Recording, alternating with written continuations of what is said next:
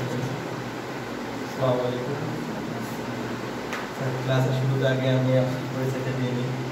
আমি হচ্ছে মোহাম্মদ সাইমন। আমি সরকারি রাজধানী কলেজ থেকে ইংরেজি সাহিত্য অনার্স মাস্টার শেষ করছি। এখন আজকে শিক্ষকতা পেশায়।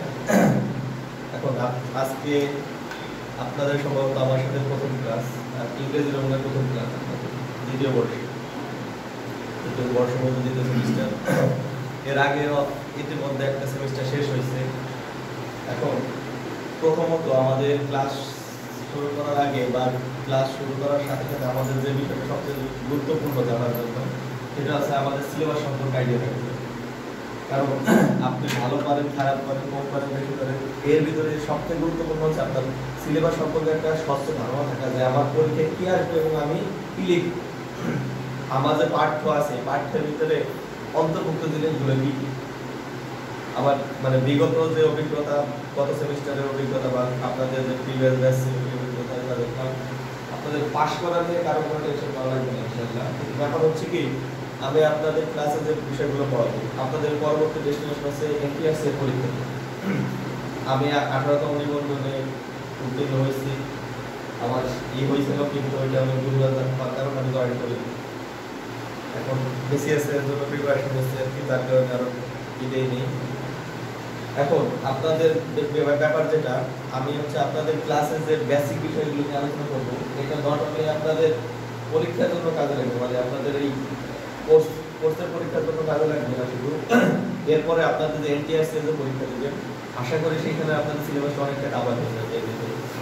কারণ আপনাদের মূল ডেস্টিনেশন হচ্ছে এনটিআরস এর পরীক্ষায় জয়েন করা। আর সেই জায়গা হচ্ছে আপনার এইবার যে এনটিআরস এর যে ইস কোর্সে, এখানে হচ্ছে রিটেন থাকবে না। এনটিআরস এর পরবর্তী যে পরীক্ষাগুলো, সেখানে এই এখন পর্যন্ত যে খবর আছে সেখানে রিটেন থাকবে না। আপনার সাবজেক্টিভ থাকবে 100 মার্কের এমসিকিউ, কোনো রিটেন নাই, শুধু এমসিকিউ। আর হচ্ছে আপনার 100 মার্ক থাকবে হচ্ছে জেনারেল। এই 100 মার্কের ভিতরে হচ্ছে আপনার ইংরেজি থাকবে 25 মার্ক, ইংরেজি 25, বাংলা 25, 50, ম্যাথ থাকবে 25, 75। আর হচ্ছে আপনার সাধারণ জ্ঞান হচ্ছে 25, কিন্তু আরেকটা নিউজ দেখলাম সেখানে হচ্ছে বলছে বিজ্ঞান থাকে, শুধু সাধারণ বিজ্ঞান। শুধু সাধারণ বিজ্ঞান মনে হয় না এটা হচ্ছে অথেন্টিক নিউজ, কারণ শুধু সাধারণ বিজ্ঞান দিয়ে প্রার্থী যাচাই করা যায় না। কেন যাচাই করা যায় না? একজন পিওর আর্টসের যে স্টুডেন্ট, সে সাধারণ বিজ্ঞানের 25 মার্কে তার পরীক্ষা দেওয়া বসে। দ্বিতীয় কথা হচ্ছে, আপনার শিক্ষক হওয়ার জন্য আপনি যখন শুধু বিজ্ঞান বিভাগ বাদে অন্য যে কোনো বিভাগের টিচার হওয়ার জন্য তার সাধারণ জ্ঞানের দক্ষতা অবশ্যই জরুরি। কেন জরুরি? শুধু আপনি সাবজেক্টিভ পড়াবেন, আপনার যদি বাহ্যিক জ্ঞান না থাকে, বাইরে জগৎ সম্পর্কে জ্ঞান না থাকে, আপনার পড়া আগাবে। একজন টিচারের যে কিছু গুণ আছে, ঢাকা বিশ্ববিদ্যালয়ে আব্দুল আহমেদ সাহেব স্যার একটা সাক্ষাৎকারে বলছিলেন যে একটা টিচারের কিছু গুণ আছে, তার ভিতরে অন্যতম তার ভিতরে সেন্স অফ হিউমার থাকতে হবে, তার ভিতরে অগাধ জ্ঞান থাকতে হবে, not only for his subjective knowledge. শুধু তার সাবজেক্টিভ নলেজ থাকলে হবে না, তার বাইরে জগৎ সম্পর্কে নলেজ থাকতে হবে, যার মাধ্যমে সে তার পড়াশোনার জন্য ব্যবস্থা করতে হবে। সুতরাং আশা করা যায় শুধু বিজ্ঞান ওইটা পরিবর্তন হয়ে সাধারণ জ্ঞানের ভিতরে বিজ্ঞান ইনক্লুড করা যেতে পারে।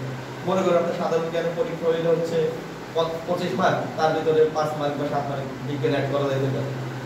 কারণ বিজ্ঞান সাধারণ জ্ঞানের বাইরে না, আমাদের বেসিক আন্তর্জাতিক বিষয়াবলী আছে, বাংলাদেশ বিষয়াবলী আছে, এইটাই মূলত আমাদের সাধারণ জ্ঞান হচ্ছে দুটো অংশ নিয়ে আমাদের আলাদা আলাদা করা যায়।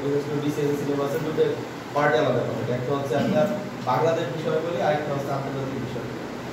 এইটাই হচ্ছে আমাদের সাধারণ জ্ঞান।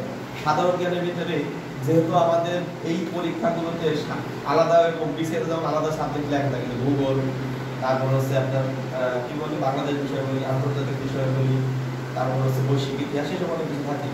যেহেতু আমাদের পরীক্ষা হয় 4টে সাবজেক্টে, বিসিএস ব্যতীত সকল পরীক্ষাগুলো হয় 4টে সাবজেক্টে, বাংলা, ইংরেজি, ম্যাথ আর হচ্ছে সাধারণ জ্ঞান।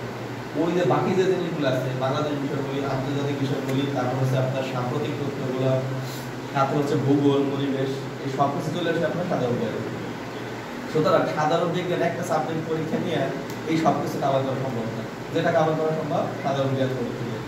সুতরাং আপনাদের এই মোটামুটি চিন্তা করে আগান যে আপনাদের হচ্ছে পরীক্ষা হবে বাংলা 25, ইংরেজি 25, ম্যাথ 25 আর হচ্ছে সাধারণ জ্ঞান 25। এখন আর সাবজেক্টিভ ব্যাপার তো আছে, সাবজেক্টিভ সাবজেক্ট সেই সম্পর্কে পরীক্ষা হবে। এখন আমাদের ইংরেজিতে 25 মার্কের আসবে, এর ভিতর থেকে আমরা যে পড়াগুলো পড়বো ক্লাসের ভিতরে যতটুকু সম্ভব, আমি তো খুব বেশি ক্লাস পাবো না, সপ্তাহে একটা ক্লাস, যেহেতু 2 মাস ক্লাস করলে 8টা ক্লাস পাবো, তার ভিতরে আবার অন্য ক্লাস থাকে। আমার যতটুকু সম্ভব আমি হচ্ছে আপনাদের ইংরেজি বিষয়টা কভার করে দেবো। আর ইনশাআল্লাহ আমার ইংরেজি পড়ানোর ব্যাপারে আমি ইন্টারমিডিয়েট পড়াই 7-8 বছর ধরে। আমার ইংরেজি পড়ানোর ব্যাপারে মোটামুটি টুকটাক আইডিয়া আছে। আপনাদের যে কোনো সমস্যা হলে যে কোনো টপিকের উপরে আমার প্রশ্ন করতে পারেন। আর তারপরে বড় কথা, যদি আমি তো সর্বসর্বা না, আমি যদি কোনোটা ঠেকে যাই, আমারও স্যার আছে, তারও স্যার আছে। সুতরাং আপনাদের যে কোনো বিষয়, ইংরেজি বিষয় যে কোনো টুকটাক আনুষঙ্গিক প্রশ্ন থাকলেও আপনি করতে পারেন, সমস্যা নাই। ইংরেজি বাংলা বিষয়ে প্রশ্ন থাকলে যদি আপনাদের মনে কোনো প্রশ্ন থাকে, প্রশ্ন করতে পারেন। আরেকটা ব্যাপার হচ্ছে, যদি আমি আটকে যাই সেটা আমার জন্য ক্লাস করে, কারণ আপনাদের প্রশ্ন যদি আমি আটকে যাই তাহলে সেই বিষয়ে আমার জানা হবে, কারণ আপনারা জানানোর জন্য হইলে আমার জানা লাগবে। সুতরাং আপনাদের যে কোনো প্রশ্ন আসলে আপনারা প্রশ্ন করতে পারেন। আচ্ছা, আজকে হচ্ছে আপনাদের আমি ক্লাসের প্রথমেই আপনাদের গ্রামাটিক্যাল যে ল্যাঙ্গুয়েজ পয়েন্টের যে টপিকগুলো আপনাদের কভার করতে হবে, আমি এই বিষয়ে বলতেছি। প্রথমে আছে কোশ্চেন উইথ ডব্লিউএস ওয়ার্ড। আমাদের ডব্লিউএস ওয়ার্ডে কোশ্চেন করা শিখতে হবে। আচ্ছা, এই ডব্লিউএস ওয়ার্ডে কোশ্চেন করা শেখার জন্য আমাদের খুব জরুরি কি, আমাদের সেন্টেন্সে আছে 5 প্রকার, মানে অর্থবোধক যে সেন্টেন্স আছে 5 প্রকার।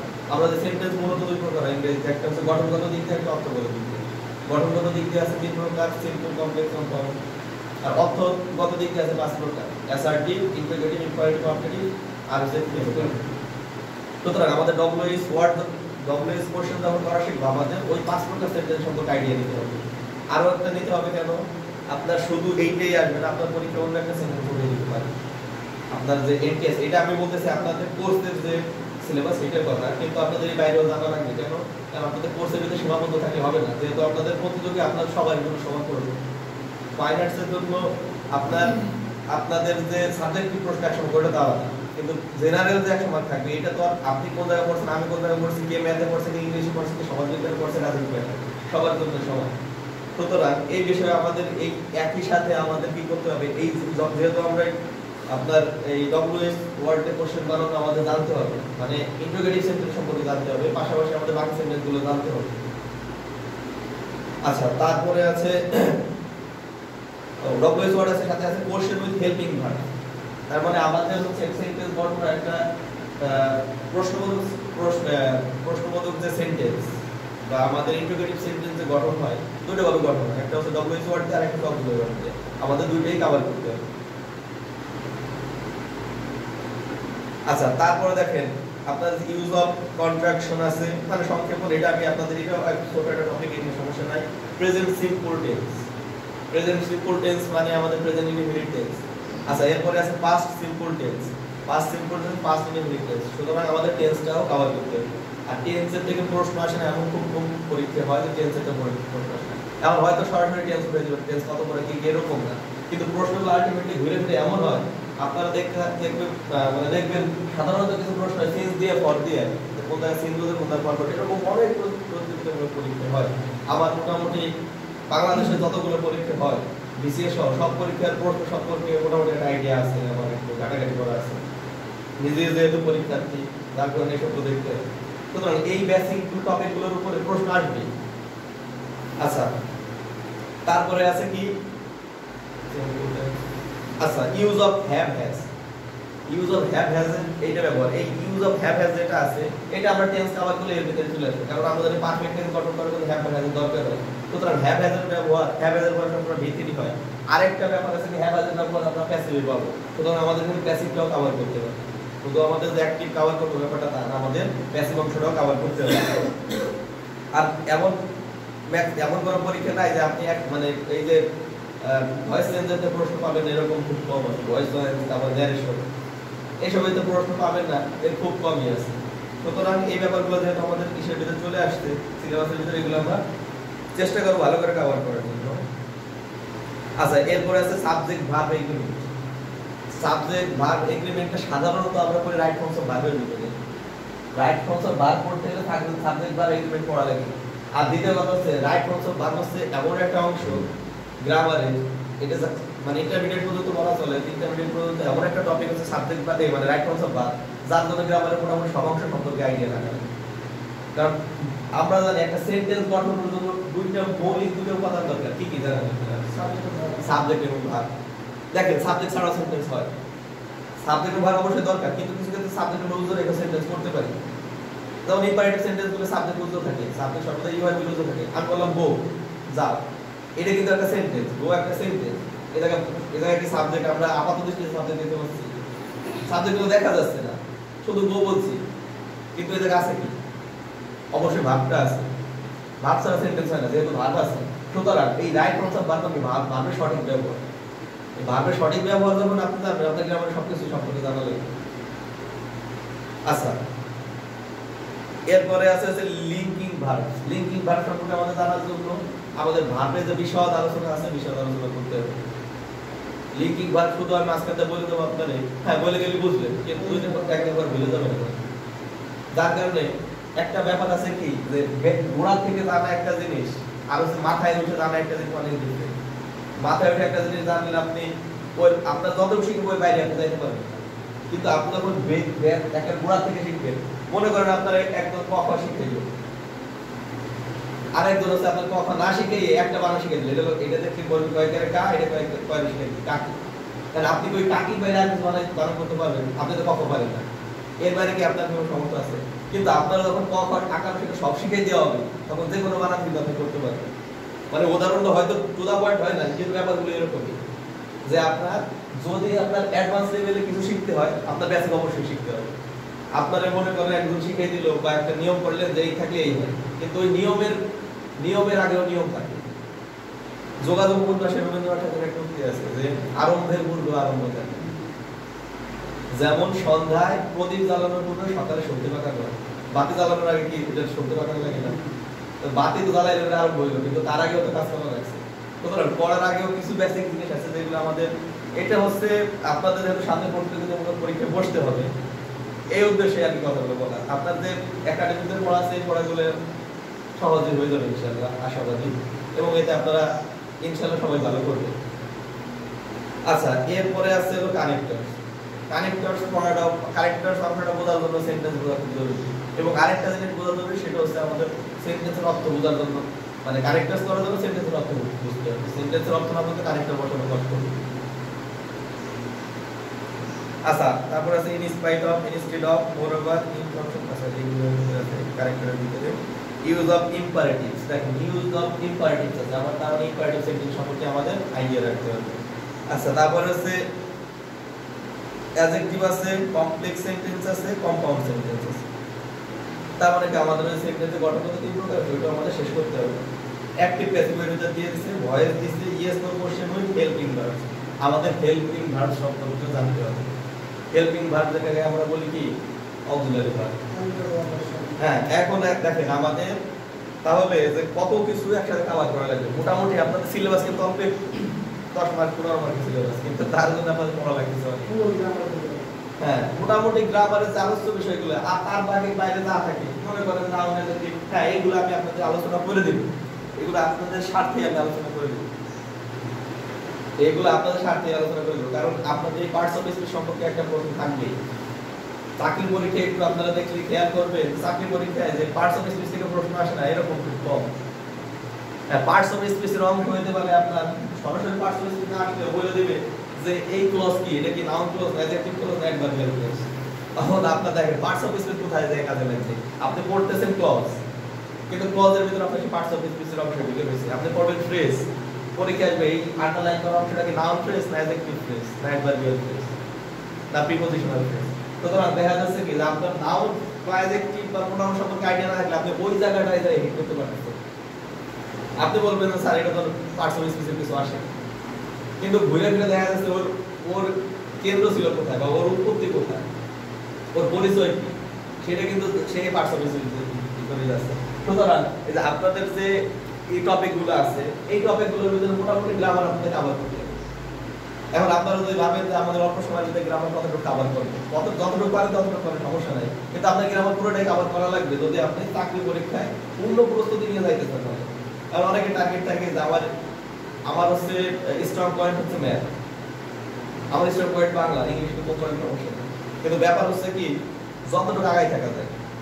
কারণ এটা আমার কি না যে আমরা যেমন কি করতাম ছাত্র জীবনে আপনার ওই ভাবতাম কি এটা একটু কঠিন উপপাদ্য, এটা বাদ দিয়ে ওটা পড়ি, এটা না আসলে 5 মার্ক গেলে কি হবে, আমার আশা থাকলেই হচ্ছে।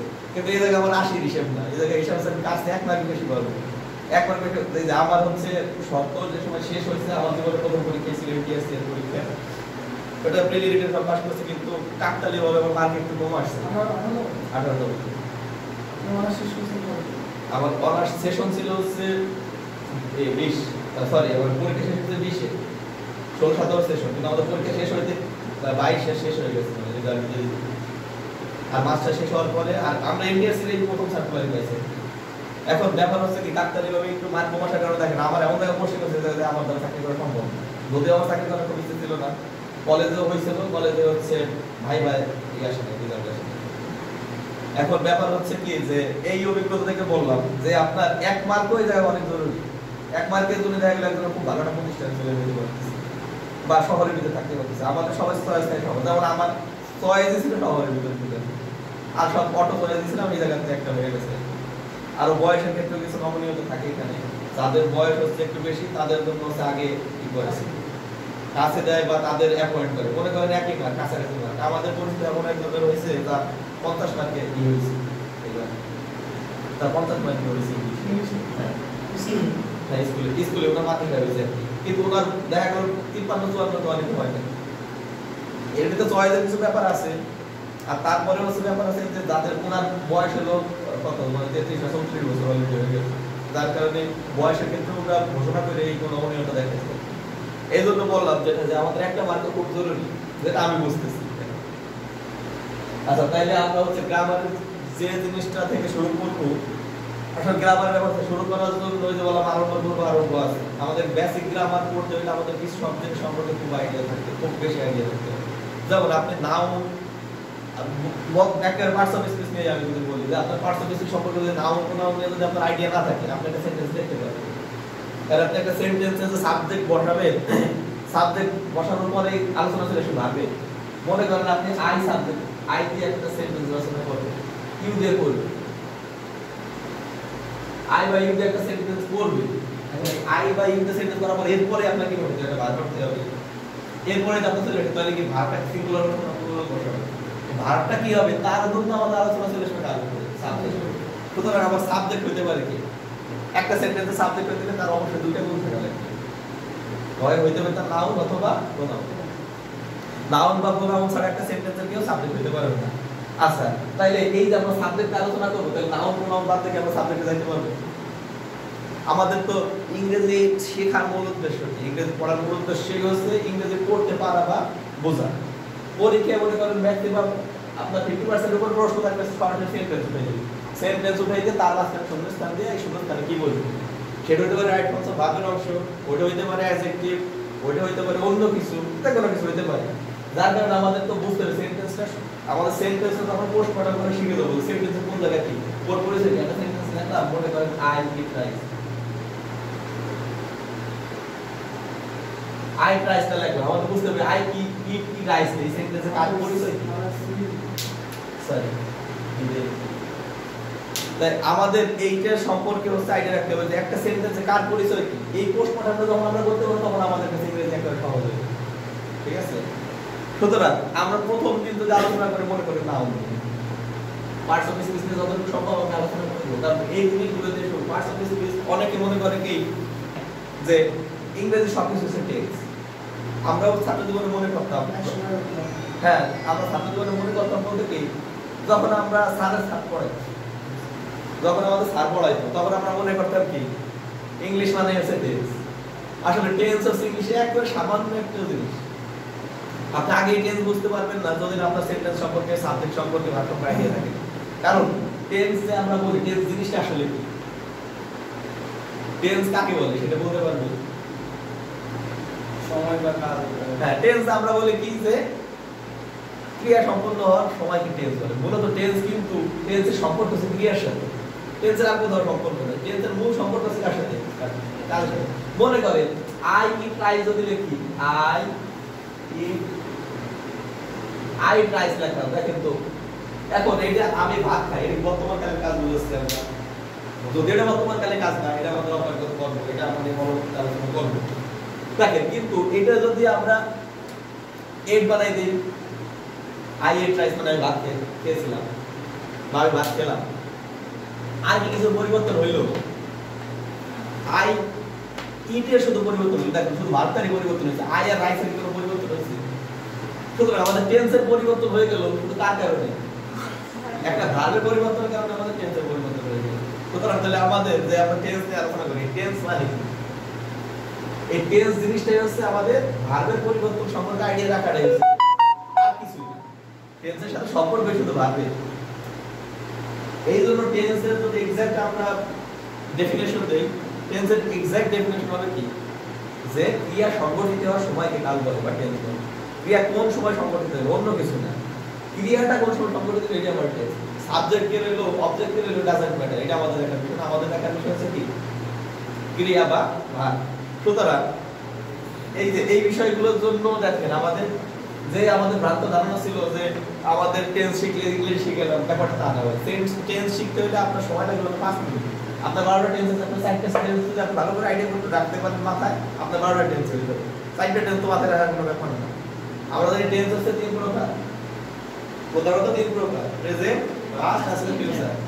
প্রত্যেকটা টেন্সের গঠন কি? মানে প্রত্যেকটা টেন্সের গঠন কেমন বলছে মনে করেন, প্রেজেন্ট টেন্স আমরা জানি আমরা কত 4 প্রকার: present indefinite, present continuous, present perfect, present perfect. আবার পাস্টের অনুরূপ আছে past indefinite, past continuous, past perfect, past perfect continuous. Future হচ্ছে future indefinite, future continuous, future perfect, future perfect continuous. আচ্ছা এই যে দেখেন ব্যাপারগুলো, তাহলে এই যে আমাদের প্রত্যেকটা টেন্সের ভিতরে কি কমন রয়েছে? আপনি যখন প্রেজেন্ট ইনডিফিনিটের গঠন শিখে যাবেন, অনুরূপ একই সাথে আপনি পাস্ট এবং ফিউচারের গঠন নিজের থেকে শিখবেন। আমাদের টার্গেট থাকে হচ্ছে কি? গঠন শেখার টার্গেট থাকে হচ্ছে ইনডিফিনিট, কন্টিনিউয়াস, পারফেক্ট আর পারফেক্ট কন্টিনিউয়াস। এটা কোন টেন্সের পারফেক্ট সেটা ডাজন্ট ম্যাটার। আপনার শিখতে হবে কিসের গঠন? আপনার শিখতে হবে ইনডিফিনিটের গঠন, আপনার শিখতে হবে কন্টিনিউয়াসের গঠন, আপনার শিখতে হবে পারফেক্টের গঠন, আপনার শিখতে হবে পারফেক্ট কন্টিনিউয়াসের গঠন। আপনার তারপরে গুলো আপনি নিজেই পারবেন। সুতরাং আমাদের 12টা টেন্সের গঠন নিয়ে মাথা ব্যথা করা দরকার নেই। আমাদের টেন্সের গঠন কয়টা? মাত্র 4টা। আমরা টেন্সের মাত্র 4টা গঠন পারলেই আমরা টেন্স সব পারবো। সুতরাং এই ভ্রান্ত ধারণা থেকে বাইরে আসতে হবে যে আমাদের ইংরেজি মানে এর আগে টেন্স শিখতে হবে। ব্যাপারটা তা না। আমাদের টেন্সের আগে যে জিনিসগুলো, টেন্স পারার জন্য যে জিনিসগুলো দরকার সেই জিনিসগুলো জানতে হবে। যে কথা আমি ইতিমধ্যে বলছি যে আপনার টেন্স পারতে হলে আমাদের টেন্সের আলোচনা কাকে নিয়ে? টেন্সের আলোচনার বিষয়বস্তু হচ্ছে ভার্ব। সুতরাং আমাদের ভার্ব সম্পর্কে আগে জানতে হবে, নাহলে টেন্সে যাবো কিভাবে? মনে করেন আমি আরেকটু কথা বলি, জায়গা যদি কথাগুলো আজকে বলা কতটুকু যৌক্তিক তারপর একটু বলি আর কি। যে মনে করেন আমি বললাম যে আই ইট রাইস, একটা সেন্টেন্স বললাম, ওটা আমরা পাস্ট টেন্সে নিয়ে গেলাম আই গেট রাইস। আচ্ছা আপনার পরিবর্তন হলো কি? ভার্বের পরিবর্তন হলো। আচ্ছা দেখেন তো এই জায়গায় ভার্বের পাস্ট ফর্ম করছে না? আচ্ছা আই হ্যাভ ইটেন রাইস যখন বলবো তখন ইট, এট, ইটেন আমাদের তিনটে ব্যবহার করা লাগবে। দেখেন এই জায়গায় আমাদের কনজুগেশন ভার্ব চলে আসছে না? আচ্ছা কোনো ব্যক্তি যদি কনজুগেশন ভার্ব না পারে, তাহলে আমি যতই নিয়ম পড়াই যে সাবজেক্ট প্লাস কি, সাবজেক্ট প্লাস ভিটো প্লাস অবজেক্ট বা এক্সটেনশন যতই পড়াই, ও ভিটো তো জানা লাগবে। তো আমরা আগে টেন্স পড়বো নাকি আমাদের কনজুগেশন ভার্ব আগে জরুরি? বুঝতে পারছেন যে টেন্স হচ্ছে সবার পরে পড়ার বিষয় নয়। যে যত ভালো ইংরেজি জানতে চাবে তার জন্য আগে তত বেশি লাভ করতে হবে। কারণ দেখেন আপনি একটা বিষয় বলছেন, মনে করেন আমি এই পরিস্থিতিতে আমি আপনাদের টিচার, বাইরে গেলে আমি আপনাদের হয়তো ভাই, কারো বন্ধু, কারো সহকর্মী, এরকম অনেক কিছু হইতে পারে।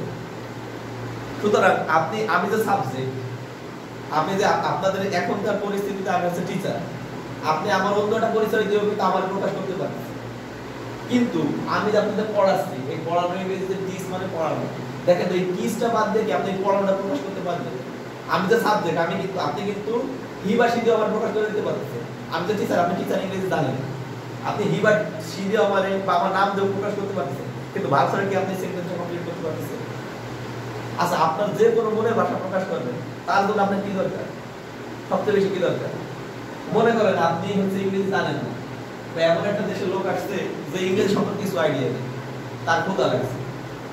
এখন সে ক্ষুধায় কাতর, তার একটা কোন চুপ শব্দটুকু জানার দরকার, যার মাধ্যমে একটা ইংরেজি ভাষাভাষী দেশে গেছে। সে কিছুই বলল না, সে শুধু বলল ইট ইট। এতটুকু বুঝলি মানুষ বুঝলি কি যে সে খাইতে চাচ্ছে। সে ভাত খাবে না রুটি খাবে এইটা পরের ব্যাপার, সে খাবে না কি খাবে এটা পরের ব্যাপার। একবার ক্ষুধার্ত মানুষের তো অবয়ব দেখবি বোঝা যায়। তারপর সে ইট ইট বলে বা ড্রিঙ্ক ড্রিঙ্ক বলে, মানুষ বলতে পান করতে চাচ্ছে বা খাইতে চাচ্ছে। তার মানে আমরা কথা বলার জন্য আমাদের সর্বক্ষুদ্র যে উপাদানটা দরকার সেটা কি দরকার? ভাগ। ব্যাপারটা ঠিক আছে?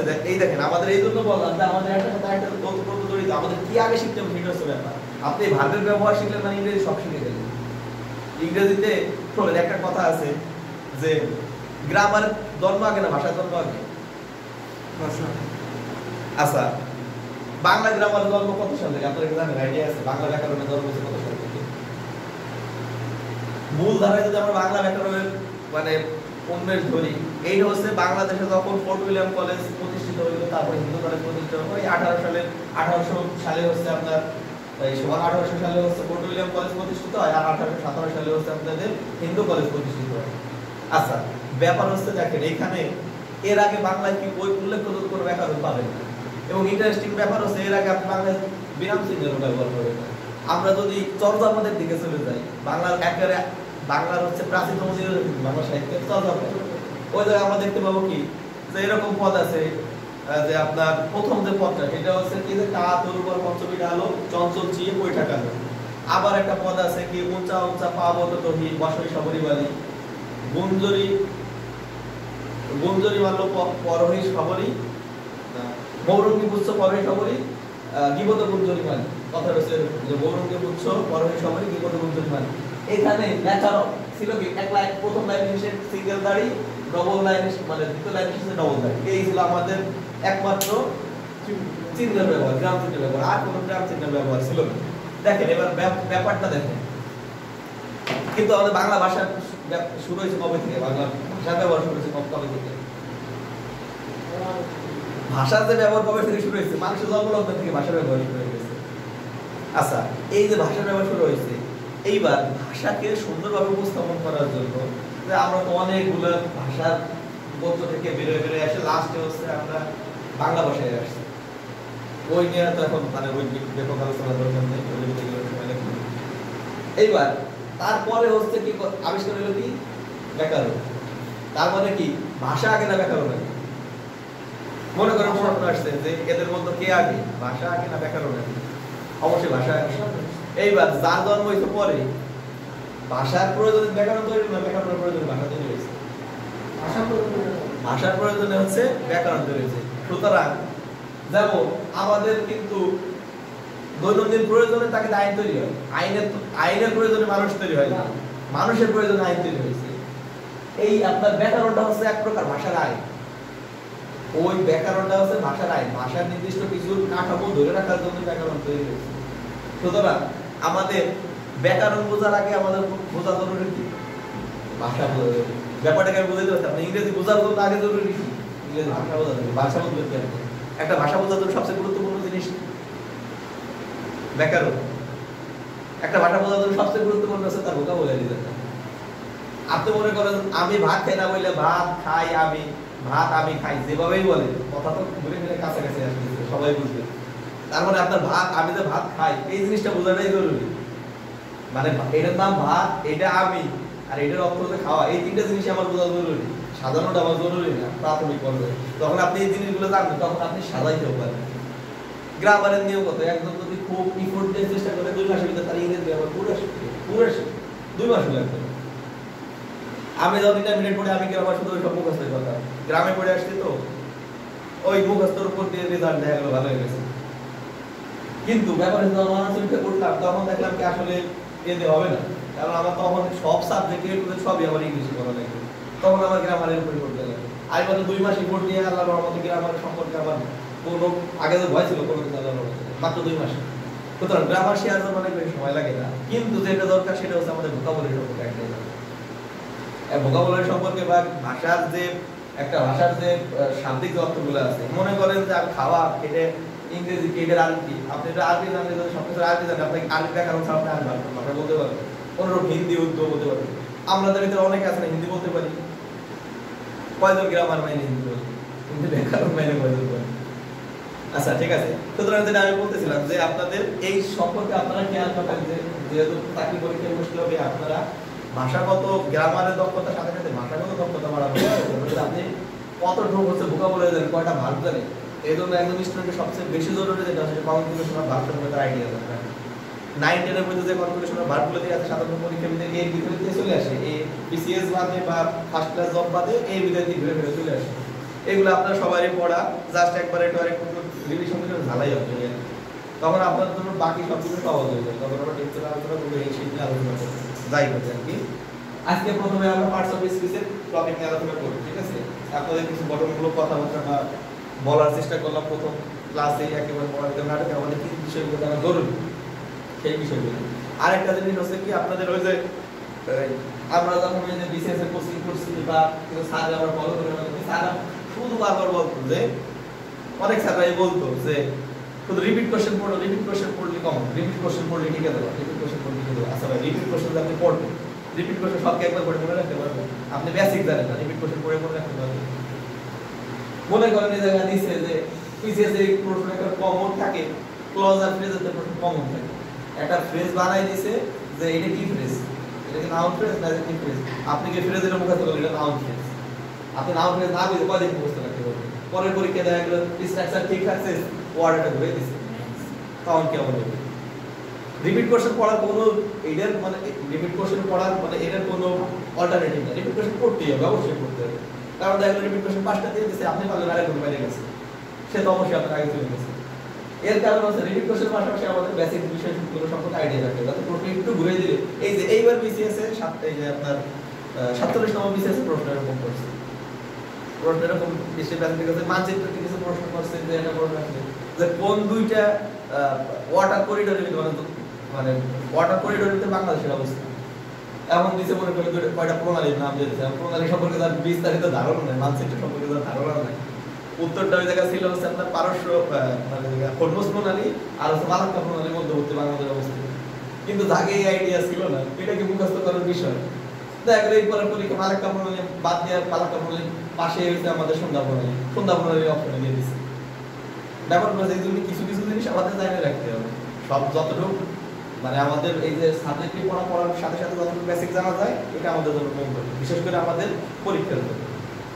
আর আপনাদের যে একাডেমিক পরীক্ষা নিয়ে আপনাদের আশা করি খুব বেশি টেনশন করার কোনো প্যারা হবে না, এটা ইনশাআল্লাহ আপনারা পাস করে যাবেন, খুব সহজে পাস করে যাবেন। আজকে আমরা নাউন নিয়ে আলোচনা করব। প্রথমত আমরা আজকে পার্টস অফ স্পিচ একটা অংশ নিয়ে আলোচনা করব, সেটা হচ্ছে নাউন।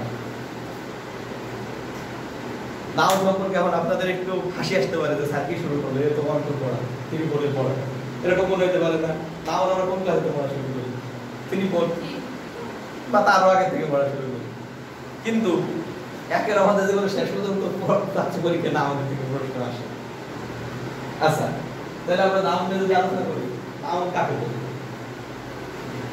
নাউন বলতে আমরা কি বুঝি? কোনো কিছুর নামকে কি বলা হয়?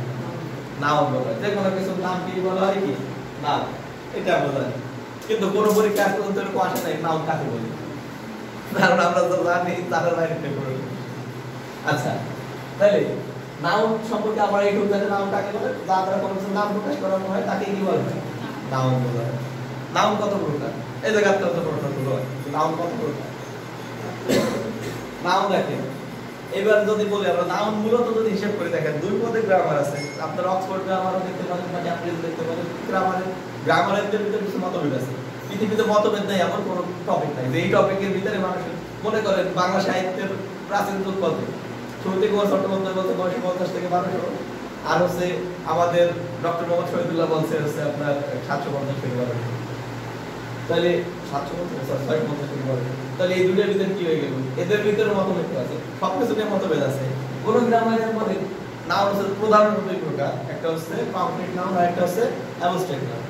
এইবার এই কংক্রিট নাউনের ভিতরে তারা প্রকারভেদ করে কি, আপনার হচ্ছে proper noun, common noun, collective noun, material noun. তাহলে এই জায়গায় সাইডটা হইলো আর অ্যাবস্ট্রাক্ট নাউনের প্রকারভেদ। এই সাইডের একটা পাঁচটা। এই জন্য কোন গ্রামারিয়ান বলা হচ্ছে নাউন হচ্ছে প্রধানত দুই প্রকার, আর কোন গ্রামারিয়ান নাউন হচ্ছে কয় প্রকার? 5 প্রকার। এই নাউন কত প্রকার? এই অপশনে দুইটা জিনিস থাকবে না, 3 আর 5 থাকবে, মানে 2 আর 5 থাকবে না, হয়তো 2 থাকলে 5 থাকবে, তো 5 থাকলে 2 থাকবে, এরকম। আর এরকম প্রশ্ন আসাও এখন একটু প্রশ্ন ক্রিয়েটিভ হয়, তো এখন একটু আসাও না আসা মানে সম্ভব। সুতরাং আমরা জানবো তবে নাউনের দুই প্রকার প্রধানত, সেই দুটো সম্পর্কে আমরা আইডিয়া রাখবো। সেটা হচ্ছে একটা হচ্ছে কি কংক্রিট নাউন, আর একটা হচ্ছে অ্যাবস্ট্রাক্ট নাউন। আগে আমরা অ্যাবস্ট্রাক্ট নাউন নিয়ে আলোচনা করব। অ্যাবস্ট্রাক্ট শব্দের অর্থ কি জানেন আপনারা? না, অ্যাবস্ট্রাক্ট মানে বিমূর্ত, তার কোনো অস্তিত্ব নাই। অ্যাবস্ট্রাক্ট আইডিয়া আমরা বলি এটা আমার অ্যাবস্ট্রাক্ট আইডিয়া, মানে কি আইডিয়াটা কোনো ভিত্তি নাই, একটা কাল্পনিক একটা জিনিস চলে আসছে। তাহলে যে জিনিসগুলো কোনো ভিত্তি নাই এই অর্থে যে আমাদের পাঁচটা ইন্দ্রিয় আছে, আমাদের পাঁচটা ইন্দ্রিয় আছে, sense of sight, sense of touch, sense of test, sense of hearing, আরেকটা কি মাধ্যমে sense of sight, sense of touch, sense of hearing, sense of test, sense of smell. এই পাঁচটা যে আমাদের ইন্দ্রিয়, এই পাঁচটা ইন্দ্রিয়ের মাধ্যমে আমরা যে জিনিসগুলা অনুভব করতে পারবো না সেটি হচ্ছে অবস্থা। উদাহরণস্বরূপ বলা যায় লাভ, ভালোবাসা, আবেগ।